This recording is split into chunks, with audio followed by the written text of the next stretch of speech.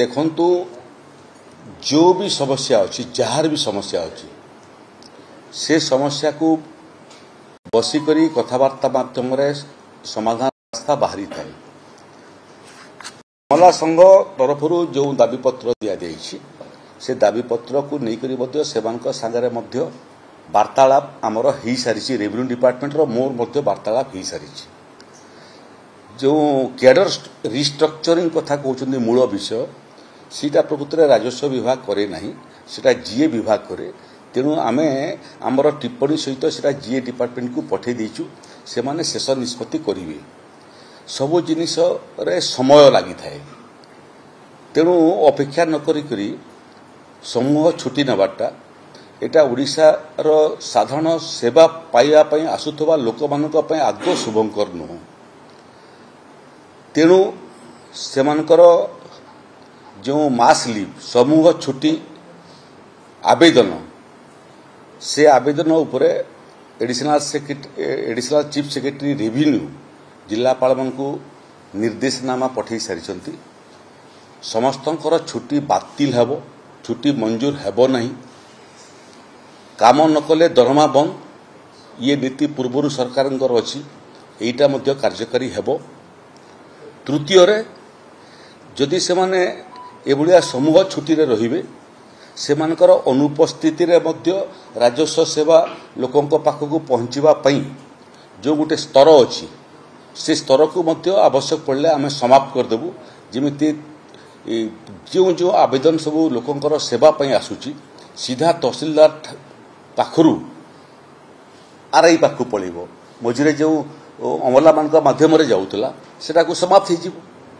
तेणु सेवा देवाई तो आम अच्छु लोकंकर ताकू बंद हाँपाई कि प्रभावित हाँपाई आम देबू ना।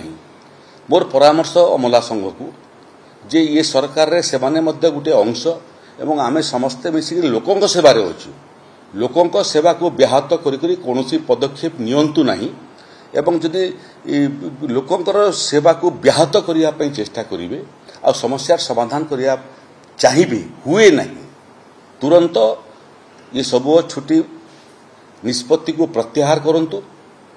कथबार्ता लगे राज्य सरकार प्रस्तुत अछंती समस्त समस्यार समाधान कथबार्ता माध्यम हुए जेते बेले चाहिए से माने तांकर निष्पत्ति प्रत्याहार करी राजस्व विभाग एवं जीए विभाग एवं अन्य विभाग जो विभाग अधिकारी मान संगे कथा लगे कथा कथबार्ता आरंभ करूँ से कथबार्ता पृष्ठभूमि प्रस्तुत करने मु काली भी प्रस्तुत थी आज भी प्रस्तुत अच्छी आसंता काली मध्य प्रस्तुत रही कौन सी काम पुणी मु कहूँ निवेदन शीघ्र ये समूह छुट्टी निष्पत्ति प्रत्याहार कर काम जोग दिंतु नहले राजस्व सेवा लोकों पाखक पहुँचापी जहाँ आवश्यक पदक्षेप नापी आवश्यक पड़ो राज्य सरकार नहीं।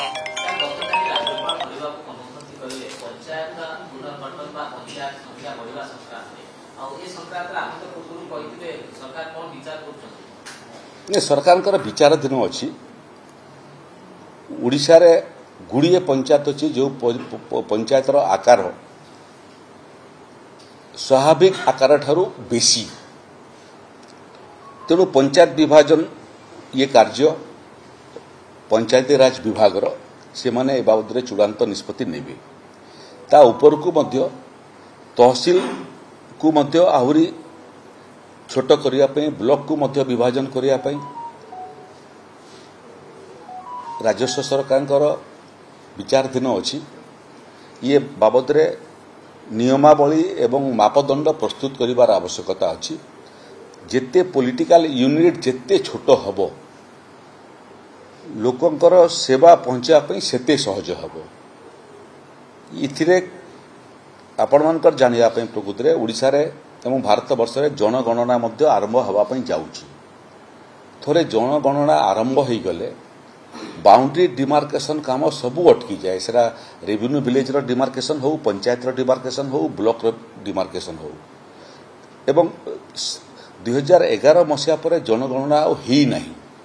तेणु एबे जो जनगणना हवापई जाउची जोटा मोटामोटी गोटे वर्ष लागिबो सीटा 2026 शेष सुधा जनगणना कार्य समाप्त हो एवं पंचायत विभाजन हो ब्लॉक विभाजन हो तहसील विभाजन हो ଜାଣିବା ପାଇଁ ମାପଦଣ୍ଡ ମଧ୍ୟ ଆମକୁ ମିଳିଯିବ।